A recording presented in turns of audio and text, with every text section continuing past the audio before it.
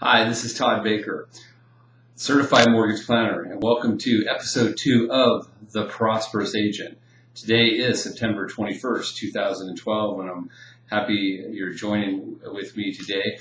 And what I wanted to share with you this week is something that I encountered in the last couple of days with a multiple offer situation. And how do you handle a multiple offer situation? Because we're seeing more and more of this every day, especially in the last 4 or 5 months in the Metroplex, 100,000 to 200, 225.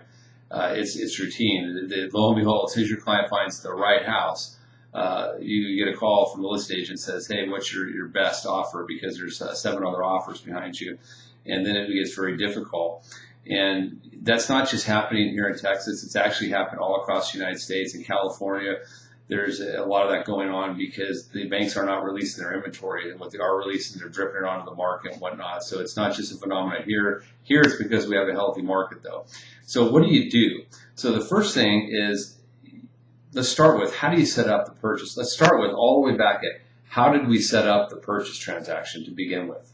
Okay, and it all starts with, you got an initial call from a client, and you're excited, and the first thing you do once you exchange pleasantries and you do your elevator script and you start to build a relationship is, what do? Are you pre-approved? Okay, that is a big time question, because based on the response to that and based on how you handle that question is going to affect the outcome of your transaction. And I'm going to go over why, and a lot of these you go, yep, that's right, Todd, this is what happens. Okay, so number one, if they say, yes, I'm pre-approved, are they pre-approved with B of A, Chase, Wells Fargo, or City Retail?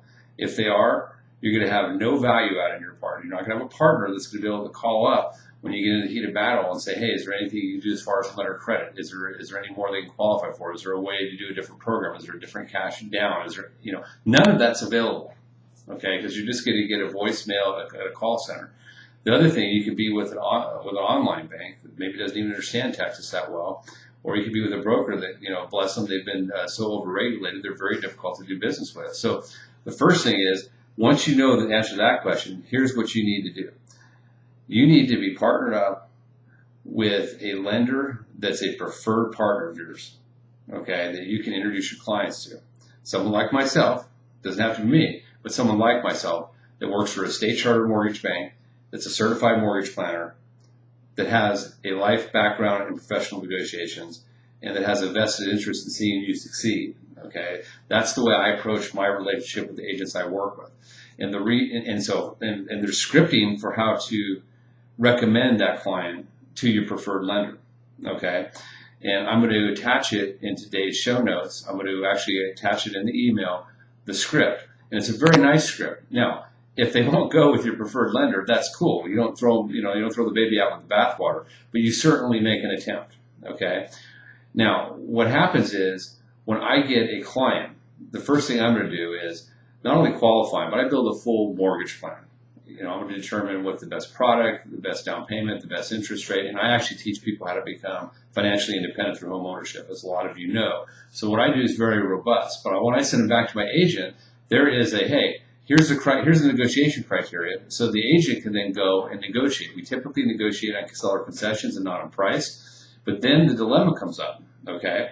The dilemma comes up with, what do you do when you get that call? Now, we got a call yesterday from one of my agents that said, Todd, I got a call from a listing agent and there's multiple offers, and it's absolutely sucks because this is a house that the clients love. It's a clients we've been working on for a while to get them ready to do this, and they're sort of picky. It just sort of sucked. So when he called, I said, hey, the clients, folks were willing to help out. Possibly we could theoretically make a full price offer, even over list, no closing, just to get it done, basically. Almost the best offer you can make, short of a all cash offer with a 10-day close. He called the client, and the client had already decided that what their parents were contributing was enough. Hadn't told me that yet. Okay, that this was the limit that they were willing to contribute. And so it looked like we were dead in the water, except my agent called me back. And what we were able to do is, number one, we came up with a strategy. We shortened the time to close. I was able to reduce the closing cash contribution from the seller down by about 50%. I was able to keep the payment only went up by like $5 a month for the client. Okay, I basically gave him a huge lender credit, restructured the whole deal, and we offer slightly over list, which we know the house will appraise for. Then I called the client, explained it to the client. The client was thrilled. She then called back my agent, said bombs away, and our offer is out. We don't know if we're going to get that deal. We're going to find out tonight. But I'll tell you one thing we did do. We solidified our professionalism with the client, and we put ourselves in, as business people, the best possible chance to win. At the end of the day, it's about adding value to our client, but we also need to do transactions, and we put ourselves in the best position to win. So that's what you do in a multiple offer situation.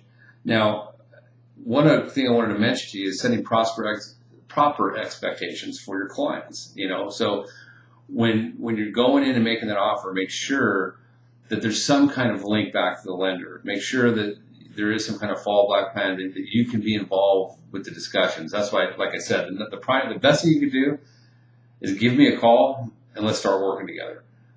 Give your lender a call. Find a high-end lender you can build a preferred relationship with. And I think I mentioned earlier, don't get away from the 3-card business. For you, those who are handing out 3 cards, you're just handing out your time and destiny to someone else. You're hoping that person, you're taking a 1 in 3 chance, like playing roulette, with whether or not that person can really sell well, is motivated, cares like you do, cares about your business the way you do. Don't do that. Get a preferred person that can add value, that's willing to invest their time and money into your business like we do.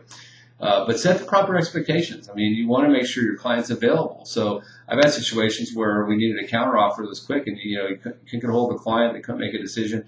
You need to know that, hey, once we have a mortgage plan in place, number one, if we see what we like, let's act now, because I've had 3 or 4 right now that came in this week where one of them was a multiple offer situation, the other 3 weren't, and the reason they weren't was, well, part of it just luck. The one that went a multiple offer, we did act right away, but you still have to literally, when you see the right house, lock it down. Timing's everything. The buying temperature for the client from that point of view, and also from another point of view now, so that you get everybody else off. When we get the property tied up, they can't entertain any more offers once we're in contract. So anyways, so that's another episode of The Prosperous Agent. I hope you enjoy this show. Please remember to comment, add questions, send me emails, and please share this with your colleagues in the real estate industry. We're looking to build a community of very high-end professionals that want to help each other grow their business. So I hope you have a great weekend, and we'll talk to you soon. Goodbye.